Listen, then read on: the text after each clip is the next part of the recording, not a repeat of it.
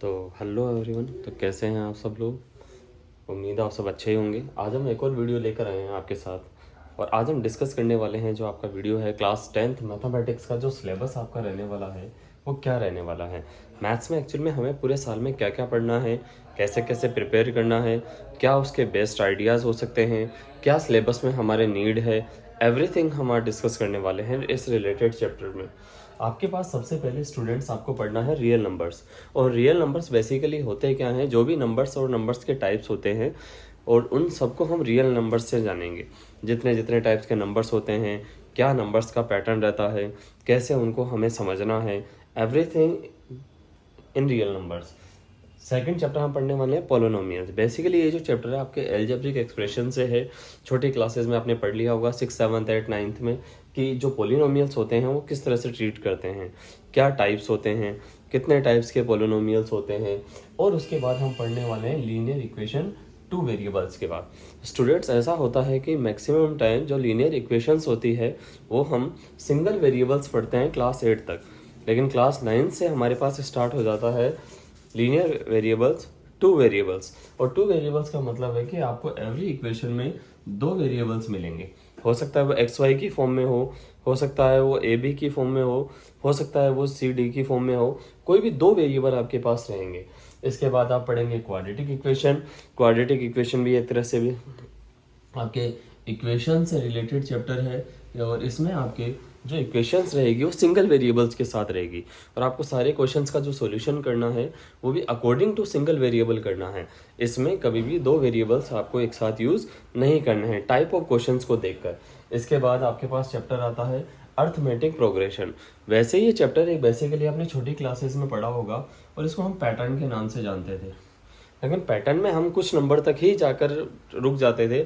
जैसे 3 टर्म्स आपको गिवन होती थी 2 4 6, एंड नेक्स्ट 2 या 3 टर्म्स आपको गिवन फाइंड आउट करनी होती थी। सेम ऐसे ही आपको फिगर्स गिवन होता था, जिसमें आपको ट्रायंगल, फिर सर्कल, फिर ट्रायंगल, फिर सर्कल, और आपसे पूछ लिया जाता था कि नेक्स्ट फिगर्स कौन से रहने वाले हैं। लेकिन यहाँ थोड़ा सा आपका उसका स्टैंडर्ड अप हो जाएगा। टर्म्स आपसे नेक्स्ट 3 नहीं पूछ के अब पूछी जाएगी थोड़ी upper level, like 29 term, 31st term, 87th term, 96th term. ये बहुत ही ईजी कॉन्सेप्ट है, बस थोड़ा सा आपको अपना ब्रेन यूज़ करना है। और नो डाउट आपको इसको क्वेश्चंस को करने की भी रिक्वायरमेंट नहीं है, आप पहले ट्राई करेंगे तो ओरली भी आप कई बार चीज़ों को क्वेश्चंस को सोल्व कर देंगे। ये एक बेसिकली और अच्छा टॉपिक है। इसके बाद आप पढ़ने वाले हैं ट्रायंगल्स। ट्रायंगल्स आपका एक ज्योमेट्री का चैप्टर है, और यहाँ पर आपकी ज्योमेट्री पढ़ने वाले हैं आप चैप्टर नंबर 6 ट्रायंगल्स, और उसके बाद आप पढ़ने वाले हैं चैप्टर नंबर 9 सर्कल्स। ये दोनों चैप्टर्स आप पढ़ेंगे, सिर्फ आपकी इतनी सी ही ज्योमेट्री है। ज्योमेट्री का जो पोर्शन है वो आपका रहेगा जिसमें ट्रायंगल, और इम्पोर्टेंट चैप्टर आपका ट्रायंगल्स रहने वाला है। ट्रायंगल्स में आप बीपीटी पढ़ेंगे कि बेसिक प्रोपोर्शनल थ्योरम्स क्या होती है, और थ्योरम्स आपको ये बताती है कि किसी भी ट्रायंगल का अगर 1 पेयर ऑफ साइड्स के अगर आप कोई साइड इक्वल पैरेलल लाइन बना देते हैं तो साइड्स को इक्वल रेशियोज में क्या कर देती है, इक्वल डिवाइड कर देती है। इसके बाद आप पढ़ने वाले हैं कोऑर्डिनेट ज्योमेट्री। क्लास 9th में आपके कोऑर्डिनेट ज्योमेट्री आ गया था, और कोऑर्डिनेट ज्योमेट्री वहाँ थोड़ा सा बेसिक लेवल था। यहाँ थोड़ा सा आपको बेसिक से अपर जाके सीखना पड़ेगा, जिसमें आपको distance formula, section formula, mid point formula etcetera आपको फाइंड आउट करना होगा। इसके बाद आपको एक छोटा सा चैप्टर है ट्रिग्नोमेट्री। बेसिकली बच्चों को है ना मैक्सिमम जो डाउट्स रहते हैं वो ट्रिग्नोमेट्री में ये रहते हैं कि कैसे वैल्यूज पुट करनी है, क्या आपको फाइंड करना है।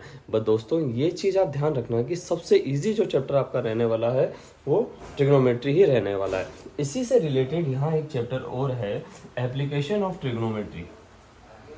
Applications of trigonometry. Applications of trigonometry में आपके पास जो क्वेश्चंस आने वाले हैं वो हाइट और डिस्टेंस को लेकर आने वाले हैं। एक तो हाइट को लेकर आने वाले हैं प्लस डिस्टेंस को लेकर आने वाले हैं। ये हमेशा आपके कब अप्लाई होगा, जब आपका क्वेश्चंस में क्या रहेगा, या तो आपको हाइट फाइंड करनी रहेगी या डिस्टेंस फाइंड करना रहेगा। बेसिकली जो ज़्यादातर इसमें क्वेश्चंस आते हैं स्टूडेंट, वो आपके बिल्डिंग से रिलेटेड, टावर से रिलेटेड, या फिर किसी प्लेस से रिलेटेड, बिल्डिंग से रिलेटेड, ये क्वेश्चंस आपको यहाँ देखने को मिलते हैं।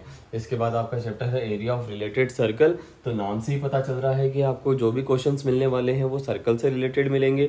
और सर्कल्स के क्वेश्चंस में हम कितने टाइप के सर्कल्स पढ़ सकते हैं, ये सारा हम बहुत ही अच्छे से डिस्कस करने वाले हैं। बस आपको अपने मेरे साथ रेगुलर बने रहना है, डेली की क्लासेस अटेंड करनी है, और जो भी डाउट्स रहते हैं वो मुझे अपने टेलीग्राम चैनल पे पूछना है। हमारे जो टेलीग्राम चैनल का नाम है वो है A+ एजुकेशन, A+ एजुकेशन के नाम से। यहाँ आप अपने कोई भी डाउट पूछ सकते हैं, और आपको यहीं पे आपको डेली वर्कशीट्स मिलेगी, प्रैक्टिस क्वेश्चंस मिलेंगे, और जो भी आपके क्वेश्चंस होंगे उनको सॉल्व आउट हम वहाँ पे करने वाले हैं। साथ ही में हम पढ़ने वाले हैं surface area and volume. Student surface and area and volume आप छोटी क्लासेस से पढ़ते आते हैं, जहाँ आपको जो मोस्ट ऑफ फिगर्स पढ़ने होते हैं वो होते हैं cube, cuboid, sphere, hemisphere, cylinder, cone etcetera. But यहाँ जो आप जब क्लास 10th में ये चीज़ पढ़ने वाले हैं, तो आपके कोर्स में जो है वो एक तो आपका कोन रहने वाला है, एक आपका स्फीयर रहने वाला है, एक आपका हेमीस्फीयर रहने वाला है, और एक आपका सिलेंडर रहने वाला है। बस इसी फिगर से रिलेटेड आपको ये चीज़ें पूछनी है। स्टूडेंट्स, आपको पता भी होगा जब हम ये चैप्टर्स पढ़ेंगे तो आपको ये बता दिया जाएगा कि TSA, CSA और वॉल्यूम कैसे कैसे ट्रीट करते हैं, क्या उनके नेचर्स होते हैं, कैसे आप फाइंड करोगे कि CSA कैसे निकलता है या TSA कैसे निकलता है। ये सारी चीज़ों की जानकारी हम इस चैप्टर में पढ़ने वाले हैं। और उसके बाद आता है most and important statics. Statics आपका बहुत ही अच्छा और शानदार चैप्टर है, और एक RBSC के अकॉर्डिंग अगर बात करें तो मैक्सिमम वेटेज वाला चैप्टर भी आपका स्टैटिक्स ही रहने वाला है। Maximum weightage in the sense कि ये चैप्टर आपके लास्ट सेशन में 2023-24 के अंदर चैप्टर 13 मार्क्स का ये चैप्टर था। ये एक सफिशिएंट और अच्छा शानदार चैप्टर है। तो यहाँ आप पढ़ने वाले हैं मीन, मीडियन एंड मोड। और प्रोबेबिलिटी आपकी क्या होती है, चांस होते हैं। चांस होते हैं ना, मतलब डिफरेंट आपको सिचुएशंस मिलेगी, और इन सिचुएशंस में प्रोबेबिलिटी आपको बतानी है कि किसी काम को होने की पॉसिबिलिटी कितनी है एंड कितनी पॉसिबिलिटी उसकी नहीं है, और दोनों को जो सम करेंगे वही आपकी प्रोबेबिलिटी रहती है। तो स्टूडेंट्स, आपको यहाँ तक आपको समझ में आ गया होगा। ये सारा सिलेबस आपका रहने वाला है, बहुत ही शानदार और अच्छे तरीके से हम इसको पढ़ने वाले हैं। बस थोड़ा सा आपको कंटिन्यूटी रखनी है, जैसे कि हमने लास्ट वीडियो में डिस्कस किया था कि कंटिन्यूटी और प्रैक्टिस से आप चीज़ों को और अच्छा और इम्प्रूव कर सकते हैं। और लास्ट ये रहने, और अगर आप किसी ने लास्ट वीडियो नहीं देखा है तो एक बार जाके वो विजिट करें। Thank you so much.